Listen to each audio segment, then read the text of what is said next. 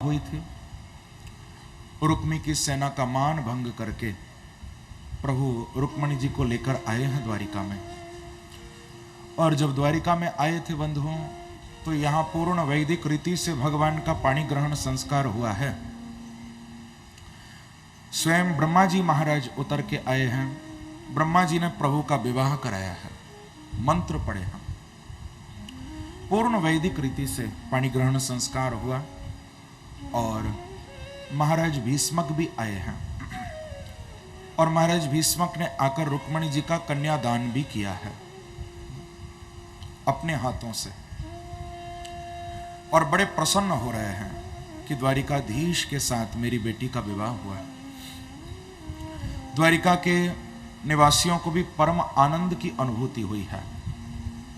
सबको परम आनंद का अनुभव हुआ, क्योंकि साक्षात लक्ष्मी स्वरूपा रुक्मणी जी भगवान को प्राप्त हुई हैं।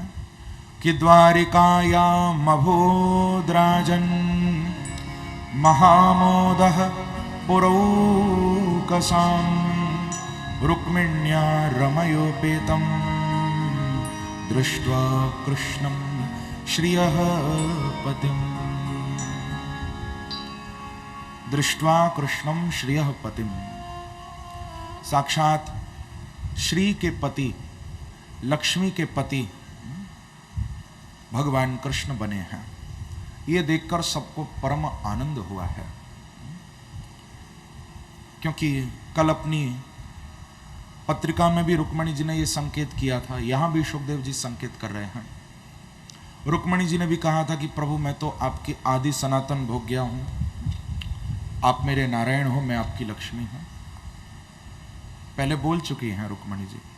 और यहां भी सुखदेव जी कह रहे हैं कि दृष्ट्वा कृष्णम श्रियः पतिम, साक्षात श्री यानी लक्ष्मी के पति भगवान बने हैं। बंधुओं, अब इस प्रसंग को थोड़ा हम दूसरी दृष्टि से देखें। शिशुपाल कौन है? प्रेम से कहो श्री राधे। शिशुपाल हम सब जीव हैं। कृष्ण साक्षात नारायण है, परमात्मा है, और रुक्मणी साक्षात लक्ष्मी है।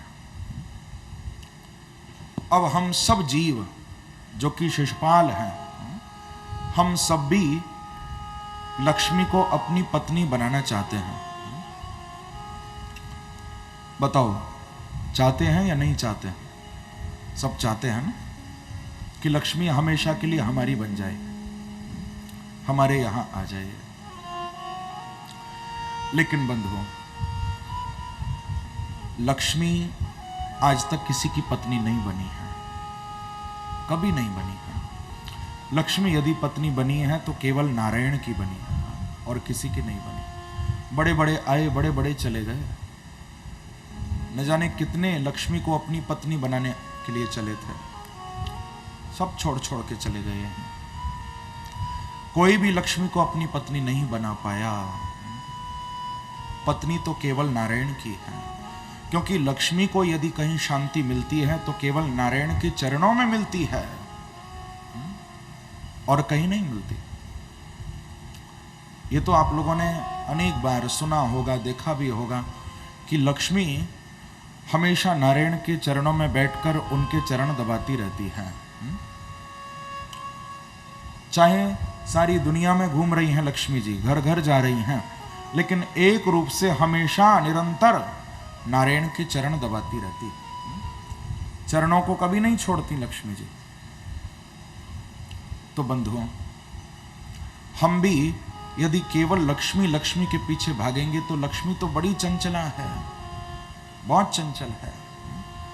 आज इसके पास तो कल उसके पास भागती रहती हैं लक्ष्मी जी। क्योंकि जो पैसा, जो रुपया आपकी जेब में आया है, कभी विचार तो करो, वो पहली बार तुम्हारी जेब में नहीं आया, न जाने कितनी जेबों से निकलकर वो तुम्हारी जेब में आया है। न जाने कितनी जेबों में वो रुपया घुमा होगा, तब तुम्हारे पास आया है। तो इसका क्या भरोसा है कि वो तुम्हारी जेब से निकल के जाएगा नहीं? प्रेम से कहो श्री राधे। एक दिन तुम्हारी जेब से भी निकल जाएगा। लक्ष्मी आई है तो जानी ही है, एक दिन छोड़कर जाएगी सबको। तो कहने का अभिप्राय बंधुओं, लक्ष्मी को कहीं पर यदि शांति मिलती है, लक्ष्मी को कहीं यदि सुख मिलता है, तो वो केवल नारायण के चरण हैं, कृष्ण के चरण हैं। और हम नारायण के चरण पकड़ लेंगे तो लक्ष्मी तो अपने आप हमको मिल जाएगी, अपने आप प्राप्त हो जाएगी। जैसे कि एक सेठ जी थे और बड़ी गरीबी आ गई थी जीवन में, थोड़ा पैसे की कमी पड़ गई थी। तो किसी विद्वान से पूछा कि मैं क्या करूं जो मुझ पर लक्ष्मी की कृपा हो जाए, लक्ष्मी मेरे से प्रसन्न हो जाए। पूछा किसी को, तो उपाय बताया कि आप श्री सूक्त का पुरस्चरण करिए, लक्ष्मी जी की कृपा होगी, क्योंकि लक्ष्मी जी का ही ये सूक्त है, श्री सूक्त। तो आप इसका जप करिए, पुरस्चरण करिए, आप पर कृपा होगी।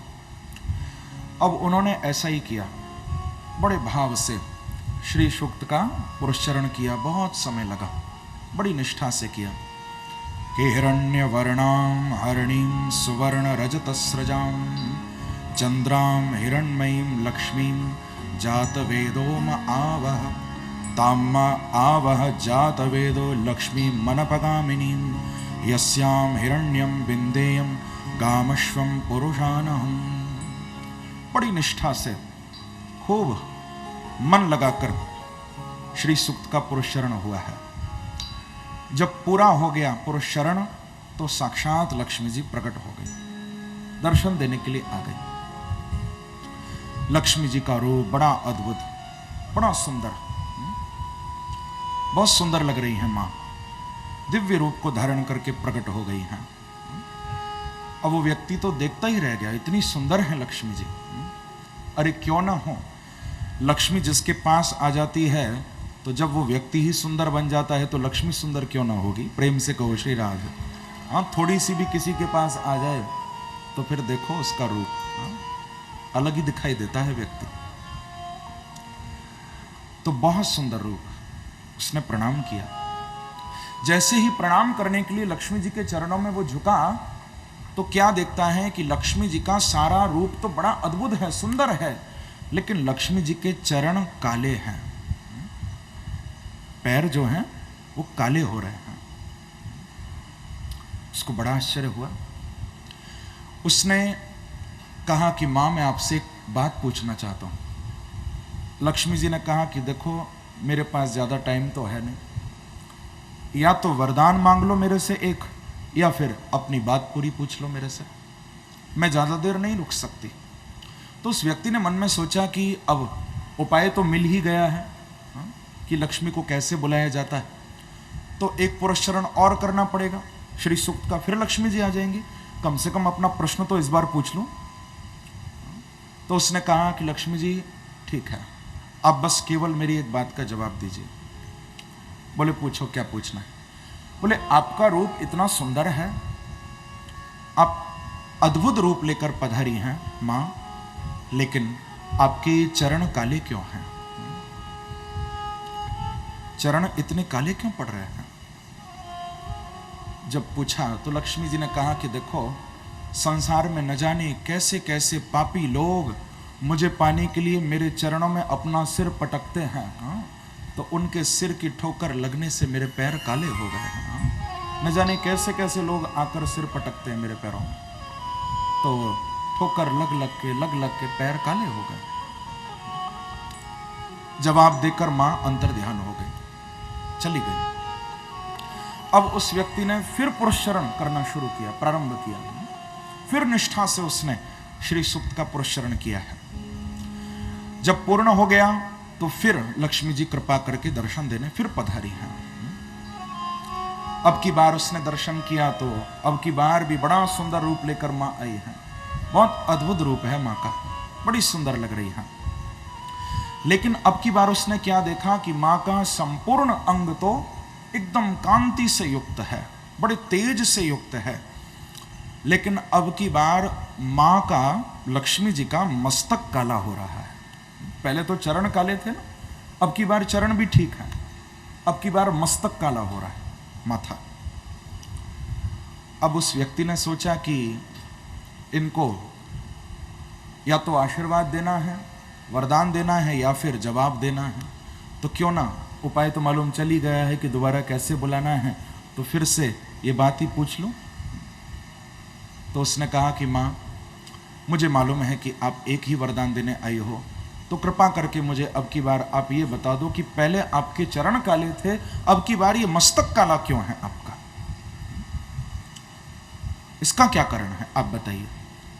तो लक्ष्मी जी ने कहा कि देखो, पहले मैंने तुमको कहा था कि मेरे चरण काले इसलिए हैं क्योंकि मुझको पाने के लिए लोग मेरे चरणों में खूब सर पटकते हैं, तो उनके सर की ठोकर खाते खाते मेरे चरण काले पड़ गए हैं। लेकिन अब की बार मेरा मस्तक काला इसलिए है क्योंकि जो मेरे पति नारायण को अपने घर में बुला लेते हैं, तो मैं उनके चरणों में अपना सर पटकती हूं कि मुझे भी अपने घर में बुला लो। प्रेम से कहो श्री राधे। बोलो लक्ष्मी मैया की जय। या जिस घर में नारायण की कृपा होती है वहीं मेरी मां लक्ष्मी जरूर आती है। वहां तो उनकी कृपा निरंतर बरसती है। जिसके जीवन में लक्ष्मी होगी तो ये कहना बहुत कठिन है कि वहां नारायण की भी कृपा होगी या नहीं होगी, लेकिन जिसके जीवन में नारायण की कृपा हो जाती है उस पर तो लक्ष्मी मां अपने आप कृपा करती ही है, करनी पड़ती है मां को कृपा। बंधुओं, जो नारायण का भक्त बन जाता है वो तो लक्ष्मी मां से दूर ही भागता है, लेकिन ये अपने आप पीछे भागती है उसके। प्रेम से कहो श्री राधे। भक्त तो छोड़ता है पीछे, ये भागती हैं कि नारायण को बुलाया है तो मुझे भी तो रखो। ये उस भक्त के चरणों में मां झुक जाती है कि मेरे पति आपके पास हैं तो मुझे भी आप बुलाओ, मुझे भी रखो। तो कहने का अभिप्राय कि हमारे जीवन में नारायण की उपासना होनी चाहिए। जब उस भक्त ने ये बात सुनी कि लक्ष्मी मां का मस्तक इसलिए काला पड़ गया है क्योंकि जो नारायण को अपने घर में बुलाता है ये उसके चरणों में अपना माथा पटकती हैं, तो फिर उसने भी हाथ जोड़ कर कहा कि मां, तो फिर अब आज से श्री सूक्त का पुरुष चरण नहीं करूंगा, आज से तो पुरुष सूक्त का ही पुरुष चरण करूंगा। अब तो नारायण को ही बुलाऊंगा, अपने आप आओगी। अब नारायण की उपासना होगी मां, अपने आप लक्ष्मी कृपा करेंगे आप पर। और ये बात मैं हमेशा कहा करता हूं कथा में कि बंधुओं, जब दीपावली आती है तो कितनी लक्ष्मी जी की पूजा होती है। बाप रे बाप, इतनी तो साल भर में किसी देवता की पूजा नहीं होती होगी जितना दीपावली को लक्ष्मी मैया की पूजा होती है। खूब तिजोरी की आरती उतारते हैं हम बैठकर। तो अच्छी बात है, करना पूजा। लक्ष्मी जी की पूजा करनी चाहिए माँ की। लक्ष्मी जी की पूजा खूब करना, लेकिन याद रखना कि लक्ष्मी पर विश्वास मत करना कभी।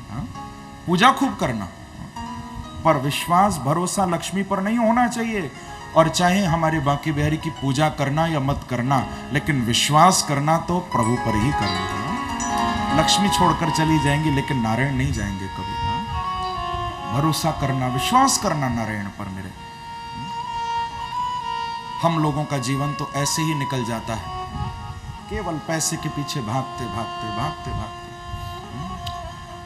दाम को जोड़ने में दम घुटा जा रहा है, दाम को जोड़ने में दम घुटा जा रहा है, एक को लूटने में एक लुटा जा रहा है। दाम के पीछे भाग रहे हैं, सेहत भी गवा रहे हैं। प्रेम से कहो श्री राधा। यही तो विडंबनाएं हैं। हम लोग पहले तो पैसा कमाने के चक्कर में सेहत गवा देते हैं और फिर उसी पैसे से उसी सेहत को वापस लाना चाहते हैं। फिर वो पैसा सब डॉक्टर ही खाते हैं, डॉक्टरों में जाता है, फिर सेहत वापस लाना चाहते हैं, लेकिन तब तक समय निकल चुका होता है। अनमोल जीवन ऐसे ही बर्बाद कर देते हैं। बंधुओं, भागवत में तो भगवान ने श्री उद्धव जी महाराज को 11वें स्कंद में बताया है कि उद्धव, इस धन के अंदर 15 अनर्थ छुपे हुए हैं। पैसे में बड़े अनर्थ भी होते हैं बंधुओं। अर्थो मूलमनर्थस्य पापस्य जनक ध्रुवम। जहां पर जिस घर में पैसा आएगा और वहां पर पाप ना आए, ये कहना बड़ा कठिन है। जिस घर में पैसा आता है किसी न किसी रूप से वहां पर पापों का प्रवेश भी होने लगता है धीरे धीरे। बड़े संभल के रहना चाहिए व्यक्ति को। अर्थो मूलमनर्थस्य, शास्त्र का वचन है। अर्थ से ही व्यक्ति अनर्थ की ओर बढ़ता है। अब जो गरीब है, जिसके पास पैसा नहीं है, उसके अंदर तो केवल एक दोष है कि उसको पैसे की चाह है, उसको बस पैसा चाहिए। लेकिन जिसके पास पैसा है तो उसके अंदर चाह भी और बढ़ेगी और पाप करने की प्रवृत्ति भी उसके अंदर आएगी। गरीब के पास पैसा नहीं है तो वो इतना पापों की ओर नहीं जाएगा। लेकिन जिसके पास अर्थ है बहुत, तो अर्थ को और पाने की इच्छा तो बढ़ेगी ही। लालच तो और बढ़ेगा ही, लेकिन अनर्थ की ओर भी व्यक्ति जा सकता है। प्रेम से कहो श्री राधे। तो इसलिए बंधुओं कहा कि यदि हम उस लक्ष्मी के, उस अर्थ के अनर्थ से बचना चाहें तो इसके लिए सबसे जरूरी बात है कि हम अच्छी कमाई करें। अच्छी कमाई व्यक्ति करे।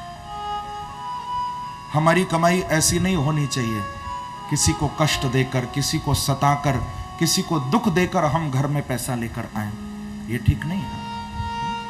हमारी कमाई अच्छी होनी चाहिए, क्योंकि लक्ष्मी जी के ये 3 स्वरूप हैं, लक्ष्मी, अलक्ष्मी और महालक्ष्मी।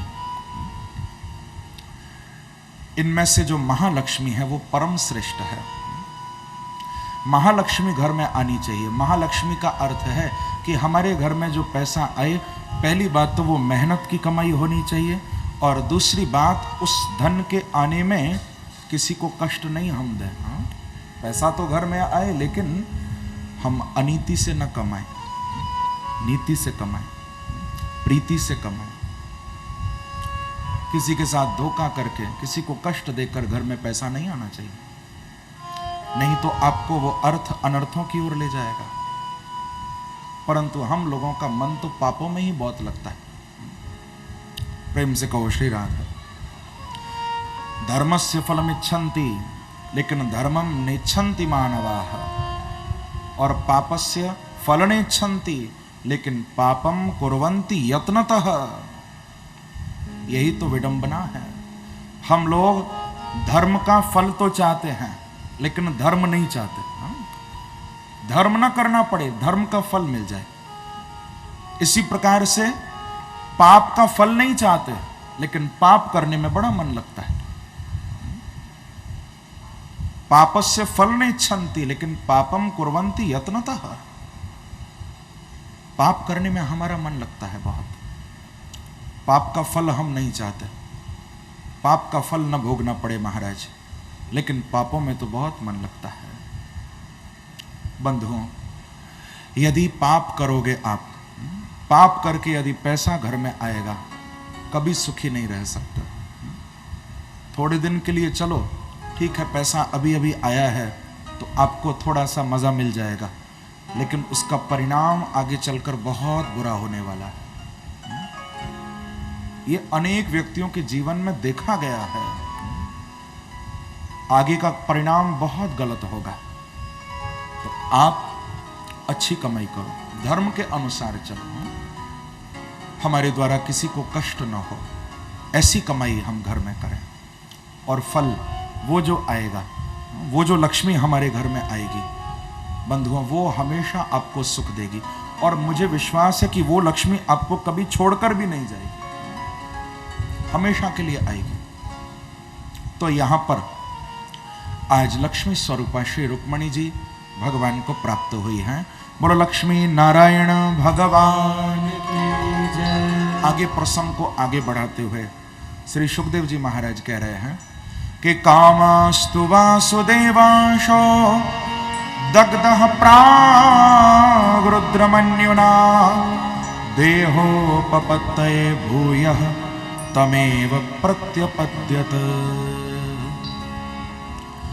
कहते हैं कि राजन, भगवान के द्वारा श्री रुक्मिणी जी ने प्रथम गर्भ धारण किया है और बहुत सुंदर एक पुत्र का जन्म हुआ था, जिस पुत्र का नाम है महाराज प्रद्युम्न।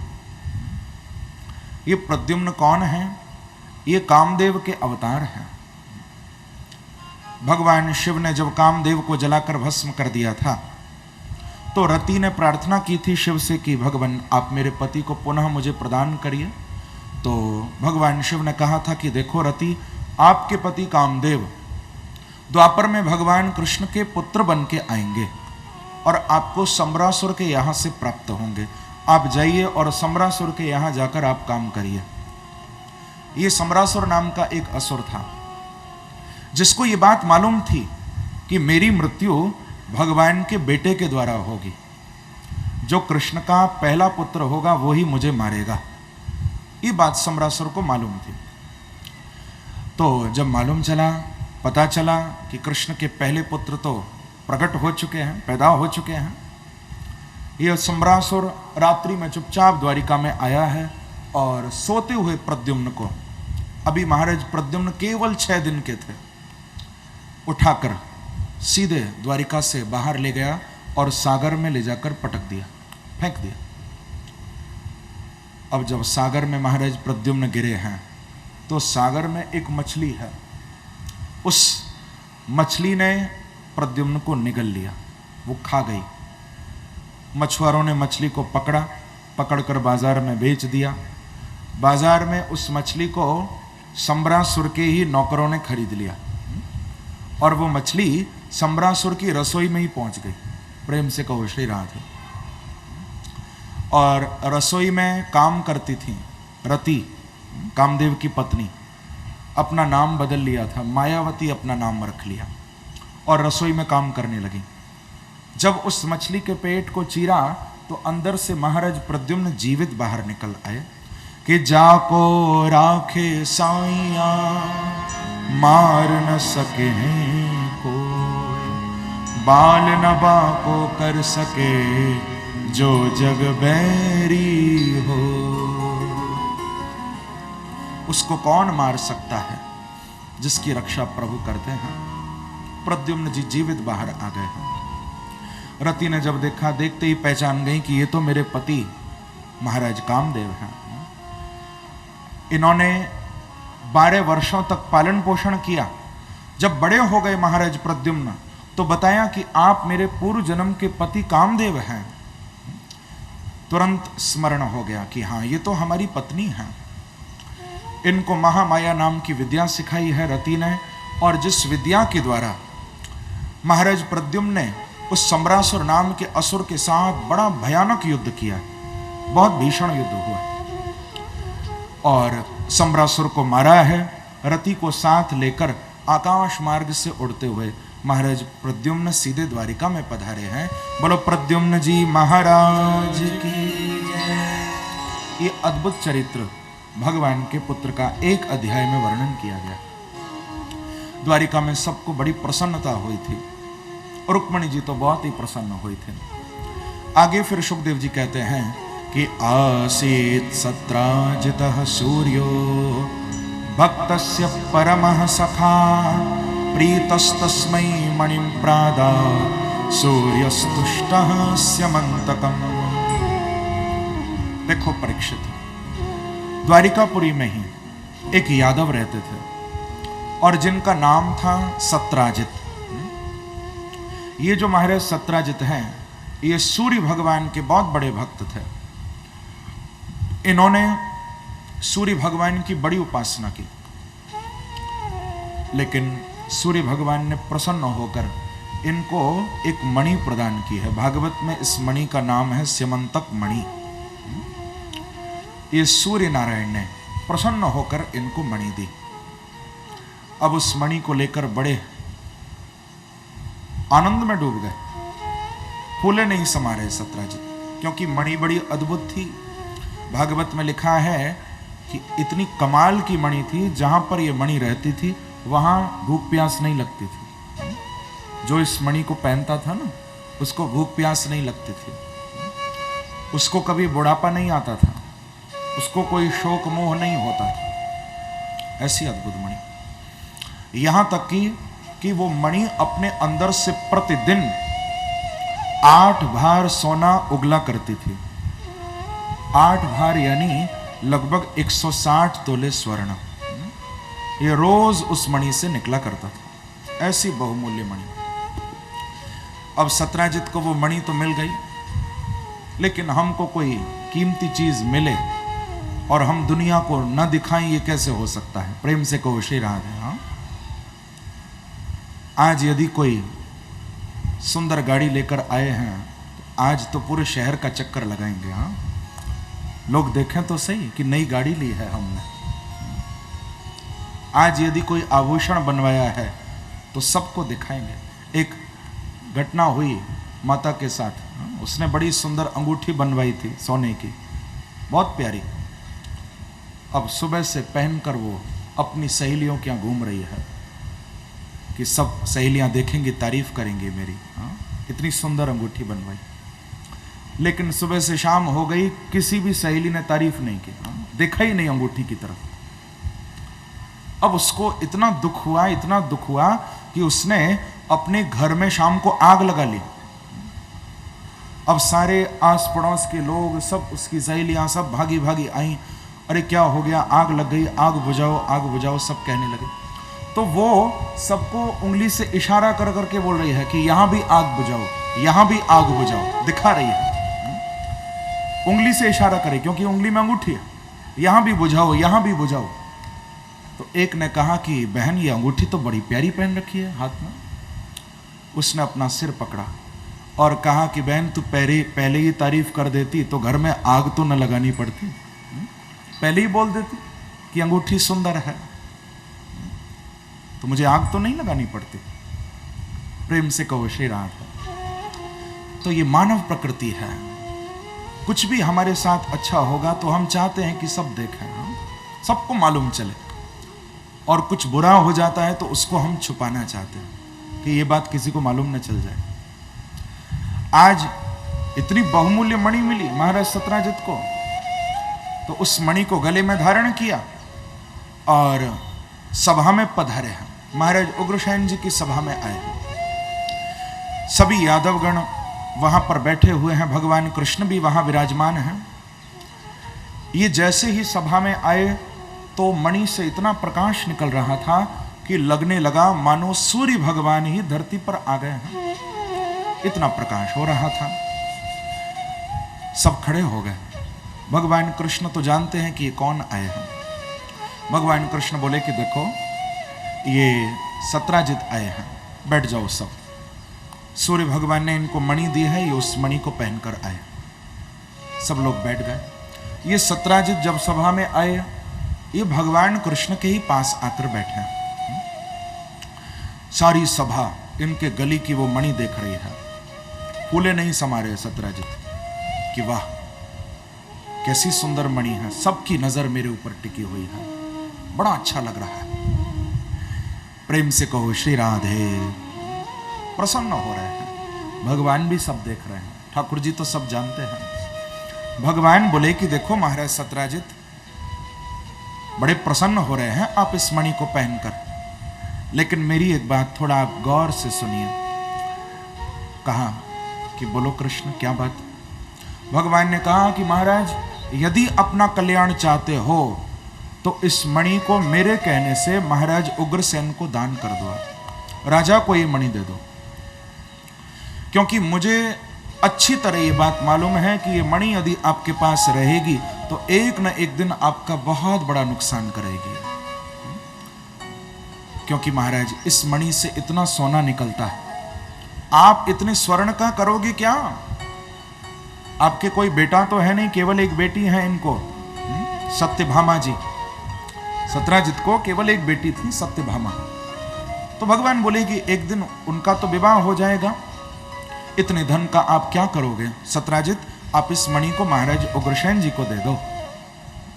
खूब समझाया मेरे प्रभु ने लेकिन सत्राजित तो भगवान से ही ईर्ष्या करने लगे कि अच्छा, मन में सोचने लगे कि लगता है कृष्ण मणि लेना चाहते हैं, अपना नाम नहीं ले रहे। सत्राजित कहते हैं कि ये महाराज उग्रसेन का नाम ले रहे हैं, लेकिन देने की इच्छा नहीं थी। तो भगवान से कोई बात नहीं कही, कोई जवाब नहीं दिया, उठकर वहां से चल दिया। प्रेम से कहो श्री राधे। बंधुओं, भगवान तो सब जानते थे कि आगे ये मणि क्या गुल खिलाएगी। प्रभु को सब मालूम है, सब जानते हैं मेरे प्रभु।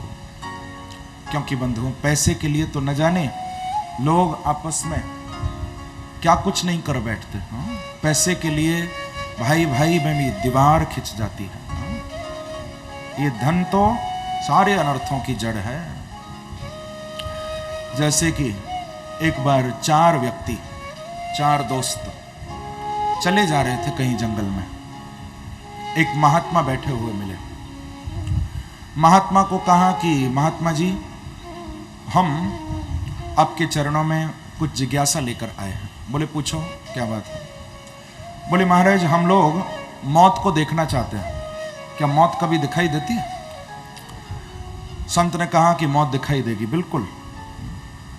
बोले बताओ कैसे? बोले सामने जो गुफा है ना, चारों उसमें चले जाओ, तुमको मौत मिलेगी। चारों बोले अभी जाते। अब वो चारों चलते गए उस गुफा के अंदर प्रवेश कर गए। गुफा में बड़ा अंधेरा था। अंदर गए तो क्या देखते हैं कि वहां एक कोने में सोने का ढेर लगा हुआ है, सोना ही सोना रखा हुआ है। चारों ने देखा कि महात्मा जी तो कह रहे थे कि अंदर मौत दिखाई देगी, यहां मौत तो दिखी नहीं, यहां तो इतना सोना पड़ा है। महात्मा जी तो बड़े अच्छे निकले, चलो अब मौत वौत तो पीछे देखेंगे, सोना लेकर चलते हैं पहले यहां से, सोचने लगे। परंतु एक ने कहा कि हम जाएंगे तो सही, लेकिन यात्रा तो बड़ी लंबी करनी है।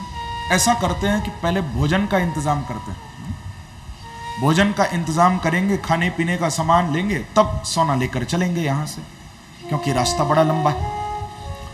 तो दो बोले कि हम पास के गांव में जाते हैं, कुछ खाने पीने के लिए लेकर आते हैं, तुम दोनों यहीं रुको और बस हम पीछे से फिर चलेंगे। तो दो वहीं रुक गए और दो खाना लेने के लिए चले गए। अब जो दो वहां पर रुके थे, उन्होंने सोचा कि देखो यार, यदि चार होंगे तो इस सोने के फिर चार ही हिस्से करने पड़ेंगे। तो ऐसा करते हैं कि दो का काम तमाम कर देते हैं। वो दोनों जैसे ही लौट कर आएंगे, हम छुप कर खड़े हो जाएंगे, उन दोनों को मार डालेंगे, फिर बस मेरा और तेरा हिस्सा है। बोले बिल्कुल ठीक, ज्यादा सोना आएगा हिस्से में, ऐसा ही करेंगे। दोनों छुप कर खड़े हो गए और जब वो भोजन लेकर लौट कर आए, सिर पर जोर से प्रहार किया पत्थर से दोनों के और दोनों को मार डाला। अब बचे केवल दो। बड़े प्रसन्न हो रहे हैं कि अब हम सारा सोना लेकर यहां से अकेले चलेंगे। लेकिन मन में सोचा कि ये लोग खाना लेकर आए हैं, चलो भोजन तो करना, फिर यात्रा करेंगे। दोनों खाना खाने के लिए बैठे तो वो जो दोनों खाना लेकर आए थे वो भी बहुत चालाक थे, वो भी खाने में जहर मिला के ले आए थे। दोनों ने बैठकर खाना खाया और वहीं गोविंदाय नमो नमः, यानी चारों को उस गुफा के अंदर मौत का दर्शन हो गया। बोलो श्री वृंदावन बिहारी लाल की। सोना कोई नहीं ले जा पाया, लेकिन मौत चारों ने देख ली। बंधुओं, ये धन, ये स्वर्ण बहुत अनर्थ करा देता है। हम लोग इस संसार में आए हैं, ठीक है, जीवन यापन के लिए तो पैसा कमाना पड़ेगा, लेकिन आप लोग ये मत सोच लेना कि जीवन ही पैसे के लिए मिला है। पैसा जीवन के लिए है। जरूरत के हिसाब से सबको कमाना ही पड़ता है, लेकिन इसका मतलब ये नहीं है कि हमारा ये जीवन ही पैसे के लिए मिला है हमको।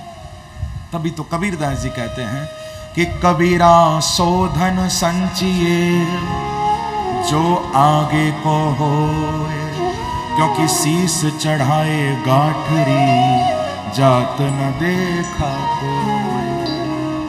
कबीरदास जी कहते हैं कि थोड़ा वो पैसा भी कमा लो जो आगे काम आएगा, क्योंकि यहां पर जितना रुपया, जितना पैसा तुम कमा रहे हो, ये सिर पर रखकर लेकर नहीं जाओगे, सब यहीं छोड़ना पड़ेगा। लेकिन यहां जितना आप प्रभु का नाम कमा लोगे, जितना भगवान का भजन कर लोगे, तो वो भजन, वो प्रभु का नाम ही तुम्हारे साथ जाएगा। ये रुपया पैसा जाने वाला नहीं है। मैं कहा करता हूं कि कमा लो दौलत मन चाहिए, जुटा लो हीरे और मोती। कमा लो दौलत मन चाहिए, जुटा लो हीरे और मोती, पर इतना याद रखना तुम कि कफन में जेब नहीं होती। प्रेम से कहो श्री राधे। कफन में आज तक किसी ने जेब नहीं बनवाई होगी। सब खाली गए हैं यहां से, कितने बड़े से बड़े व्यक्ति क्यों ना हो, सबको खाली हाथ जाना पड़ा है यहां से। एक बहुत बड़ा व्यक्ति अंतिम समय पुकार रहा है सबको। वो कहता है कि दुनिया से जा रहा हूं, पकड़ो ए मेरे यारों, यमराज खींचता है मुझको जरा संभालो। दुनिया से जा रहा हूं, पकड़ो ए मेरे यारों, यमराज खींचता है मुझको जरा संभालो। नोटों के 20 बंडल छाती पे मेरे रख दो, नोटों के 20 बंडल छाती पे मेरे रख दो, क्योंकि धनवान था मैं, मुझको निर्धन न करके मारो। जीवन भर तो इतना पैसा कमाया, जाते समय 1 रुपया नहीं दे रहे तुम। धनवान था मैं, मुझको निर्धन न करके मारो। तुम जानते हो मैं था कपड़ों के मिल का मालिक, तुम जानते हो मैं था कपड़ों के मिल का मालिक, अब तन पर बचे 2 कपड़े, इनको तो न उतारो। ये 2 कपड़े रह गए हैं, इनको तो मत उतारो कम से कम। अंतिम समय सब कुछ ले लिया जाएगा, कुछ भी नहीं रहेगा आपके पास। तन पर बचे 2 कपड़े, इनको तो न उतारो। और जो कहते थे मुझसे कि तेरे साथ ही चलेंगे, जब मैं जीवित था तो कहा करते थे ना लोग, यार क्यों चिंता करता है, हम तेरे साथ हैं ना। तो जो कहते थे मुझसे कि तेरे साथ ही चलेंगे, अब कहां मर गए वो, उनको तो आवाज मारो। कहां गए वो सब, कहां खो गए, अब क्यों नहीं आता कोई, उनको आवाज मारो। तो बंधुओं, साथ में कुछ भी नहीं जाएगा आपके। भगवान ने तो खूब समझाया महाराज सत्राजित को, लेकिन बात समझ में आए तब ना। उठकर चले गए, भगवान से ही ईर्षा करने लगे। सुखदेव जी कहते हैं कि तमई कदा मणिम कंठे प्रतिमुच्च महाप्रभम, प्रशेनो हयमारोह्य मृगयाम व्यचर बने। एक दिन उसी मणि को गले में धारण करके सत्राजित के छोटे भाई थे, जिनका नाम है प्रसेनजित। ये प्रसेन उसी मणि को गले में पहनकर शिकार खेलने के लिए गए हैं। और जब गए, आगे बढ़े, एक शेर का पीछा किया। ये तो शेर को नहीं मार पाए, उल्टा शेर ने ही इनका वध कर दिया। शेर ने प्रसेन को मार डाला। अब प्रसेन के गले में वही मणि थी, वो मणि शेर के पंजे में फंस गई। शेर उस मणि को लेकर आगे गया तो आगे महाराज जामवंत जी की गुफा है। वही राम अवतार वाले जामवंत जी महाराज हैं, जो भगवान राम की सेवा में थे। जामवंत जी ने जब शेर के पंजे में वो चमकती हुई मणि देखी, दौड़ते हुए आए, आकर शेर को मारा, और जामवंत जी ने शेर से मणि ले ली। अब बड़ी प्यारी मणि है, लेकर जामवंत जी ने वो मणि अपनी बेटी जामवती को खेलने के लिए दे दी कि बेटा देख कितनी प्यारी मणि है, तू इससे खेल। जामवती उससे खेलने लगी है। इधर जब प्रसेन घर नहीं लौटा, सत्राजित देखने के लिए वन में आए हैं। चारों ओर खूब ढूंढा तो अंत में देखते हैं कि प्रसेन तो मरा पड़ा है, घोड़ा भी मरा पड़ा है, लेकिन वहां मणि नहीं है। खूब देखने के बाद भी मणि नहीं मिली। अपने घर वापस आए सत्राजित, और घर आकर अपनी पत्नी को बोले कि देख, आज मुझे पूरा पक्का विश्वास है, हो न हो आज मेरे भाई प्रसेन को द्वारिकाधीश श्री कृष्ण ने मारा है और उससे मणि ले ली है। प्रेम से कहो श्री राधे। सीधे आकर भगवान पर दोषारोपण लगा दिया कि मेरे भाई को जरूर कृष्ण ने ही मारा है, क्योंकि उस दिन कृष्ण मेरे से मणि मांग रहे थे, और आज भाई तो वहां मरा हुआ पड़ा था, लेकिन मणि नहीं थी, वहां कृष्ण ने मारा। लेकिन अपनी पत्नी को कहा कि देख, अब ये बात तेरे से मैंने कह दी है, क्योंकि हम कृष्ण का कुछ बिगाड़ भी नहीं सकते, वो तो द्वारिका के राजा हैं। तो ऐसा करते हैं कि जो हुआ सो हुआ, अब इस बात को यहीं दबा देते हैं। अपनी पत्नी को कह दिया, चले गए महाराज। अब पत्नी काम मानने वाली है, वो अपनी सहेलियों के बीच में गई तो कहा कि कोई खबर तुमने सुनी? बोले क्या? बोले जानती हो, आज हमारे देवर प्रसेन को द्वारिकाधीश ने मार दिया और सिमंतक मणि ले ली है। ये बड़ी गुप्त बात है, मैंने तुम लोगों को बता दी है, लेकिन किसी को कहना नहीं। सारी सहेलियां बोली कि बिल्कुल नहीं कहेंगे। अपने अपने घर पहुंची, अपने अपने पतियों को बोली कि सुनो जी, कोई खबर लगी? बोले क्या? बोले आज तो द्वारिकाधीश ने प्रसेन को मारकर सिमंतक मणि ले ली है, ये बड़ी गुप्त खबर है, हमने आपको बता दी, लेकिन किसी से आप कहना नहीं। सबके पति बोले बिल्कुल नहीं कहेंगे। प्रेम से कहो श्री राधे। एक दूसरे को कहते भी जा रहे हैं और मना भी करते जा रहे हैं। बंधुओं, ये हम सबकी आदत है। अभी यदि किसी ने कहा कि फलाना व्यक्ति बड़ा अच्छा है, उसमें बहुत सारी अच्छाइयां हैं, और हमने ये बात सुनी, तो हम तुरंत मन में यही सोचेंगे, अरे होगा अपने लिए अच्छा, हमको क्या करना। और अभी यदि सुन लिया कि फलाना व्यक्ति इतना बुरा है, वो गलत काम करता है, वो ऐसा है, वो वैसा है, अच्छा ऐसा है, तो अब ये बात जब तक 10 लोगों को बता नहीं देंगे तब तक खाना हजम नहीं होगा। प्रेम से कहो श्री राधे। ये मानव प्रकृति है। हम लोग बुराई को जल्दी ग्रहण कर लेते हैं, अच्छाई को ग्रहण नहीं करते। हम लोग किसी का भी अवगुण देखते हैं, तुरंत उसको ग्रहण कर लेते हैं। अब न जाने कितने लोगों को बताते फिर रहे हैं, लेकिन हमारे बताने से उसकी बुराई तो दूर होगी नहीं, उल्टा वो 10 बार बुराई यदि हमारे मुख से निकल गई तो हमारी जबान जरूर गंदी हो जाएगी। उसका तो सुधार हुआ नहीं, उल्टा हमारी जुबान ही गंदी हो गई है।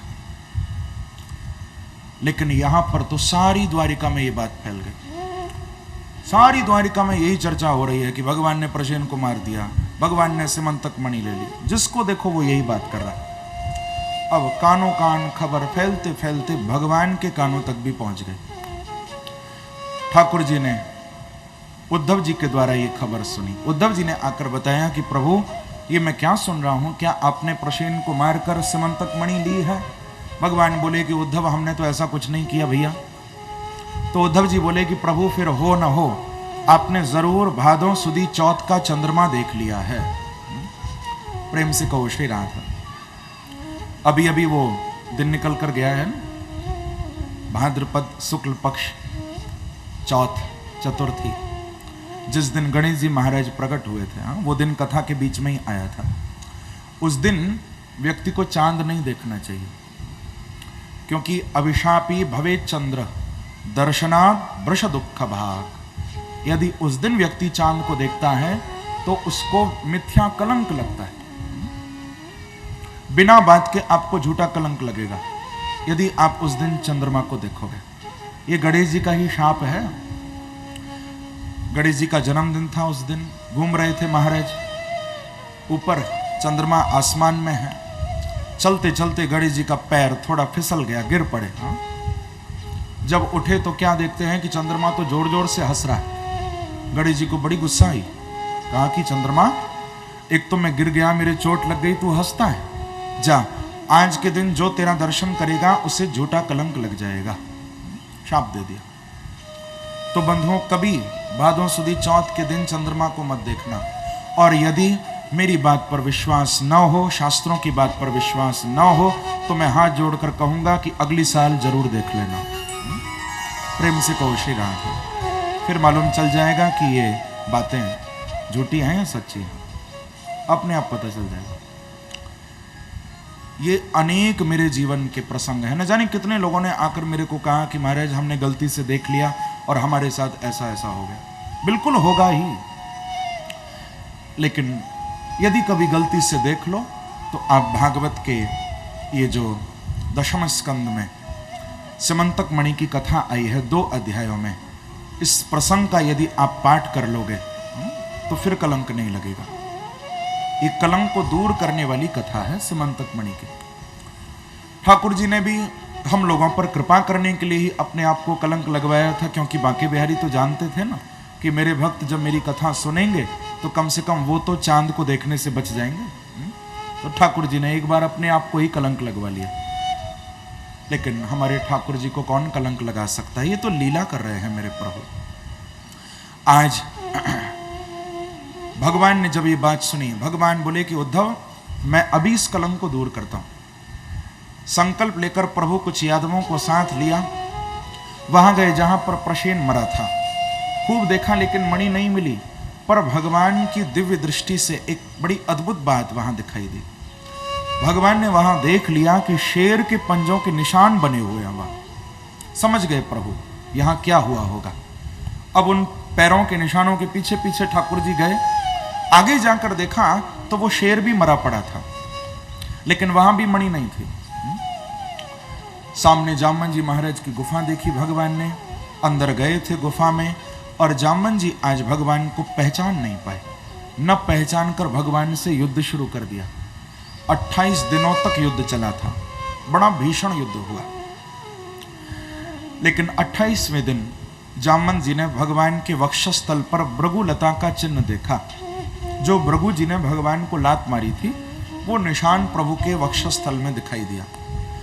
तो समझ गए कि ऐसा निशान तो मेरे प्रभु राम के भी था। अरे ये तो मेरे राम हैं। पहचान गए भगवान को। प्रणाम की जामन जी ने। बड़ी ग्लानि हुई कि मैंने 28 दिन तक भगवान से युद्ध किया, प्रभु को भूखा प्यासा रखा, अब कैसे भगवान को प्रसन्न करूं।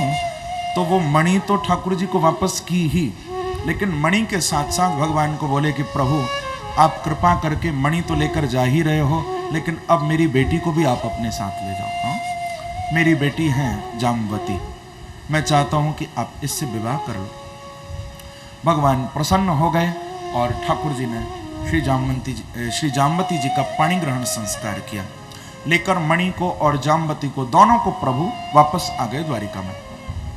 यहां आकर सत्राजित को बुलाया है कि सत्राजितम समाहूय सभायां राजसन्निधो प्राप्तिं चाख्याय भगवान मणिं तस्मै न्यवेदयत्। आज प्रभु ने सत्राजित को बुलाया और बुलाकर कहा कि देखो महाराज सत्राजित, हमने न तो आपके भाई को मारा है, न हमने कोई मणि ली थी। आपके भाई को शेर ने मारा था, शेर से ये मणि जामन जी पर पहुंच गई थी। अब हम लेकर आए हैं, आप हमारे कलंक को दूर करिए, ये मणि आप लीजिए। सत्राजित सारी सभा के सामने लज्जित हो गया कि ये मैंने क्या कर दिया। अरे मेरे भाई को शेर ने मारा था, मणि जामन जी के पास थी, मैंने भगवान पर कलंक लगा दिया। चारों ओर सारे समाज में, सारे यादवों में सत्राजित की बहुत निंदा होने लगी। ये जहां से निकल जाता लोग इसकी निंदा करते कि धिक्कार है सत्राजित, तूने हमारे भगवान पर झूठा कलंक लगाया, मिथ्या दोष लगाया। चारों ओर निंदा होने लगी सत्राजित की। तो सत्राजित ने मन में सोचा कि अब यदि इस निंदा से बचने का कोई उपाय है तो केवल एक है। कौन सा उपाय? बोले क्यों ना मैं भगवान को अपना दामाद बना लूं। जब ठाकुर जी मेरे भी दामाद बन जाएंगे तो फिर किसकी हिम्मत है, कौन मेरे से कुछ कह सकता है। ये सोचकर ठाकुर जी को कहा कि प्रभु मेरी बेटी है सत्यभामा, आप उसको भी स्वीकार करिए। भगवान बोले कि महाराज चिंता मत करो, ये अवतार तो हमने लिया ही इसलिए है कि जिस जिस की बेटी की शादी न होती हो सब आकर हमको ही दे जाओ, प्रेम से कहो श्री राधे। हाँ, यहां तो मैं किसी की भी इच्छा को अपूर्ण नहीं रखूंगा, सबकी इच्छा को पूर्ण करूंगा। तो प्रभु ने श्री सत्यभामा जी के साथ भी विवाह किया है बंधुओं। लेकिन वो मणि भी सत्राजित दे रहे थे, पर भगवान ने उस मणि को स्वीकार नहीं किया। मणि प्रभु ने नहीं ली। और देखो फिर अगले अध्याय में सुखदेव जी ने वर्णन किया है कि उस मणि को ही लेने के लिए शतधन्वा ने श्री सत्राजित जी का वध कर दिया, मार दिया सत्राजित को। भगवान ने तो पहले ही कहा था कि महाराज ये मणि आपका अनर्थ कराएगी, और वैसा ही हुआ है। आगे शतधन्वा ने सत्राजित को मारकर वो मणि ले ली है। आगे फिर भगवान ने शतधन्वा को भी मारा था अंत में वो मणि श्री अक्रूर जी के पास रही थी, ऐसा प्रसंग है। लेकिन बंधुओं, ये बात बिल्कुल पक्की है कि हम जितना पैसे से लोभ करेंगे, जितना मोह करेंगे, हमारा अनर्थ ही होगा। क्योंकि ये मानव शरीर पैसे से प्यार करने के लिए नहीं मिला है, धन से प्यार करने के लिए नहीं मिला है। ये मानव शरीर तो बांके बिहारी से प्यार करने के लिए मिला है, प्रभु से प्रेम करने के लिए मिला है, केवल धन का संग्रह करने के लिए नहीं मिला। बंधुओं, हम ठाकुर जी से प्यार करें तो कैसा प्यार होना चाहिए? आज बहुत बड़ा दिन है। आज भाद्रपद शुक्ल पक्ष अष्टमी तिथि है। आज के दिन श्री राधा रानी तो प्रकट हुई ही थी, लेकिन आप लोगों को ये जानकर बड़ी प्रसन्नता होगी कि आज के ही दिन जिन्होंने बांके बिहारी को वृंदावन में प्रकट किया, ऐसे वो परम रसिक आचार्य अनन्य नृपति स्वामी श्री हरिदास जी महाराज भी आज ही प्रकट हुए थे। आज स्वामी जी महाराज का भी आविर्भाव दिवस है और आज के दिन तो वृंदावन में बड़ी धूम होगी। आज निधिवन में स्वामी जी को बधाई देने के लिए भक्तों की भीड़ लगी होगी, जिन स्वामी जी के वंश में ही इस शरीर का जन्म हुआ। तानसेन बैजू बाबरा के संगीत गुरु थे जो स्वामी जी महाराज, अद्भुत रसिक सम्राट थे, जिन्होंने बांके बिहारी जी को अपनी संगीत साधना से प्रकट किया वृंदावन में। कैसा स्वामी जी महाराज का जीवन था, बिल्कुल भी लोभ नहीं जिनके अंदर, परम अकिंचन महापुरुष थे स्वामी जी।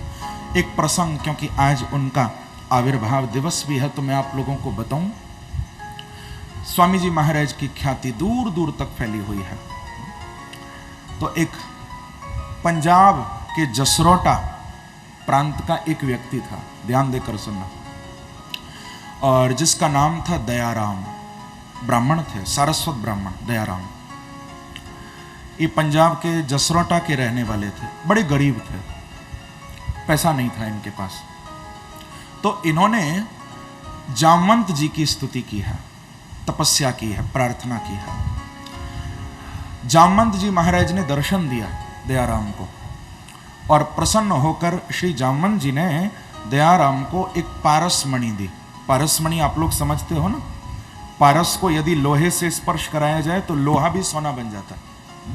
ऐसी अनोखी पारसमणि ये जामवंत जी ने प्रदान की उस दयाराम ब्राह्मण को और कहा कि देख ब्राह्मण, तू 12 साल तक इस पारसमणि का उपभोग कर, जो चाहे तू मांग ले, तुझे सब कुछ मिलता रहेगा।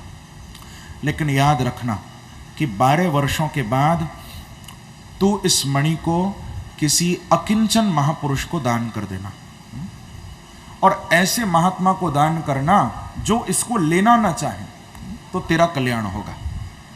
ऐसा जामवंत जी ने कहा था। अब जामवंत जी तो अंतर ध्यान हो गए।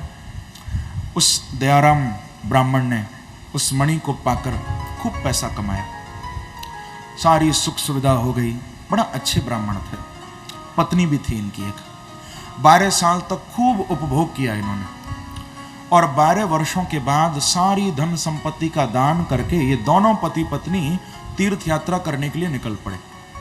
क्योंकि अब किसी ऐसे महात्मा को ढूंढना है जिसको ये मणि देंगे। हम तीर्थ यात्रा के लिए चल दिए दोनों, बड़े बड़े महात्माओं के पास गए, बड़े बड़े संतों के पास गए, जाकर कहते कि महाराज हम आपसे दीक्षा लेना चाहते हैं और बदले में हम ये पारस मणि आपको देंगे। सब तैयार हो जाते कि आओ लो हमसे दीक्षा, हम दीक्षा देने को तैयार हैं। क्योंकि बंधुओं, वैसे भी कलिकाल में तो ऐसे गुरुओं की भीड़ लगी हुई है कि दक्षिणा चढ़ाओ और खूब दीक्षा लेकर जाओ। प्रेम से कहो श्री राधे। नहीं नहीं बंधुओं, ये दीक्षा भी कोई धंधा नहीं है, समझो थोड़ा। जीवन में हम जब गुरु को धारण करते हैं तो उस दिन से व्यक्ति का नया जीवन शुरू होता है। गुरु के आने के बाद एक नया जीवन प्राप्त होता है।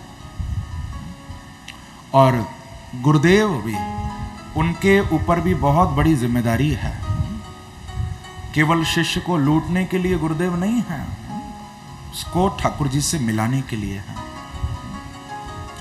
ऐसा नहीं कि एक बार एक व्यक्ति किसी महात्मा के पास गया और कहा कि महाराज मुझे आप दीक्षा दो, मुझे अपनी शरण में लो, मैं शरणागति चाहता हूँ। तो महात्मा जी बोले कि बिल्कुल बैठो, अभी दीक्षा देते हैं। महात्मा जी ने मंत्र सुनाया और बोले कि बेटा अब कुछ करने की जरूरत नहीं है, अब तू मेरी शरण में आ गया ना, तो अब मैंने तुझे बैठे बैठे ही गोलोक और वैकुंठ दोनों दे दिए, चिंता मत कर, अब कुछ करने की जरूरत नहीं, बस तू मेरे पास आ गया, मैंने तुझे बैठे बैठे ही गोलोक भी दे दिया, वैकुंठ भी दे दिया, अब कुछ दक्षिणा तो चढ़ा। तो उसने कहा कि गुरुजी जब आपने मुझे गोलोक और वैकुंठ दे ही दिया है तो मैंने भी आज से दिल्ली और बंबई तुम्हारे नाम लिख दिया। गुरुजी ने कहा कि दिल्ली और बंबई क्या तेरे पिताजी की है? तो शिष्य ने कहा कि गोलोक और वैकुंठ क्या आपके पिताजी का है महाराज, जो आपने बिना कुछ किए मुझे दे दिया?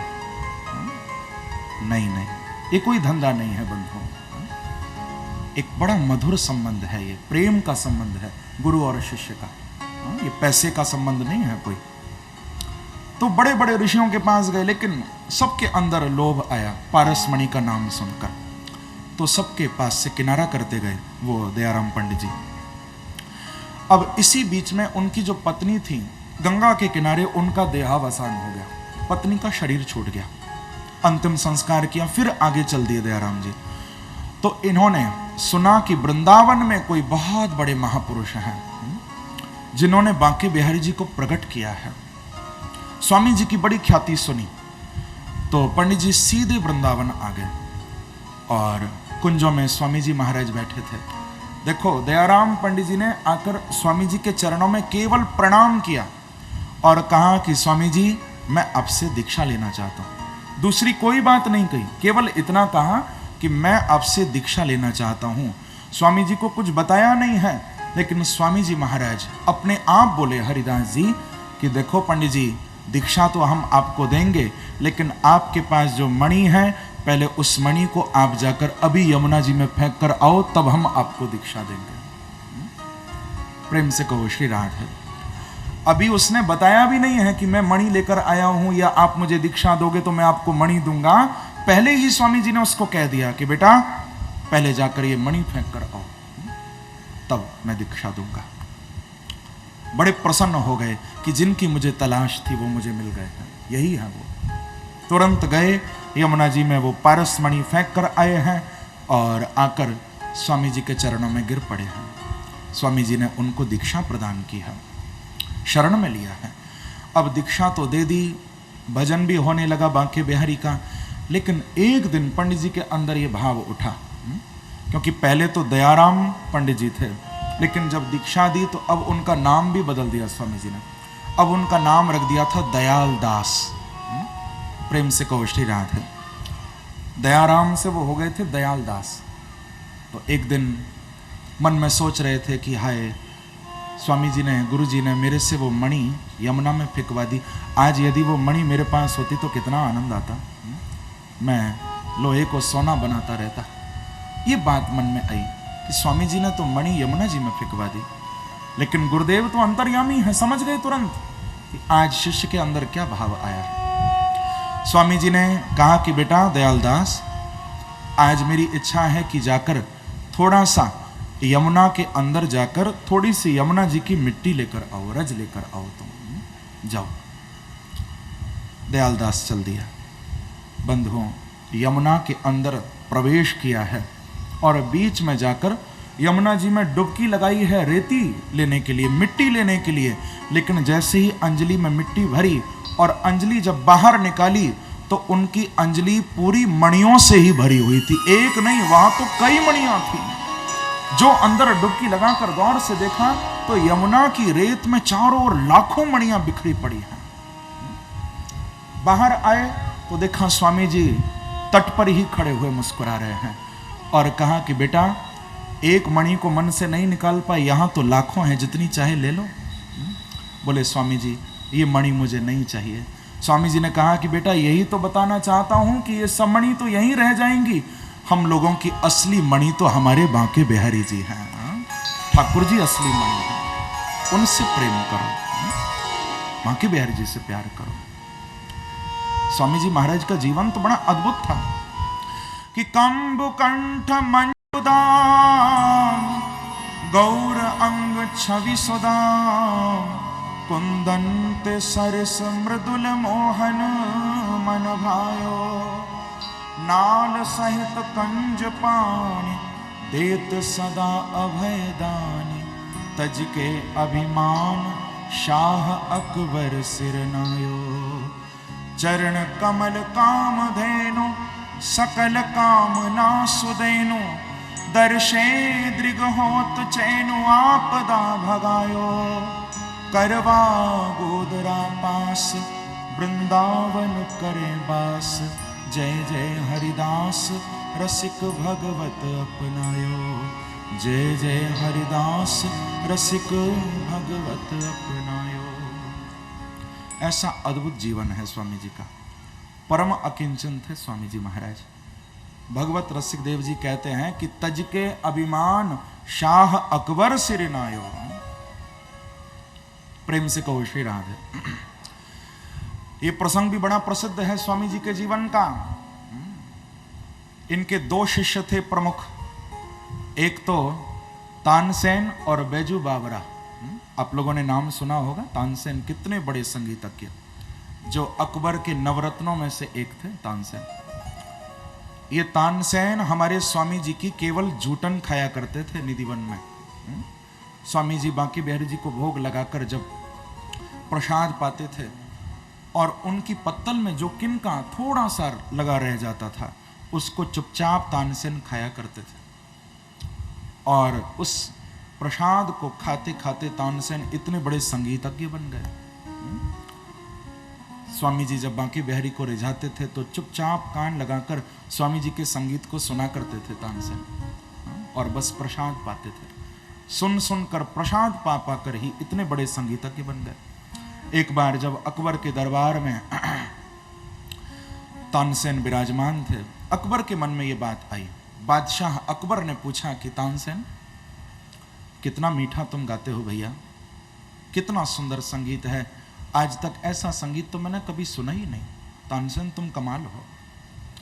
अकबर ने पूछा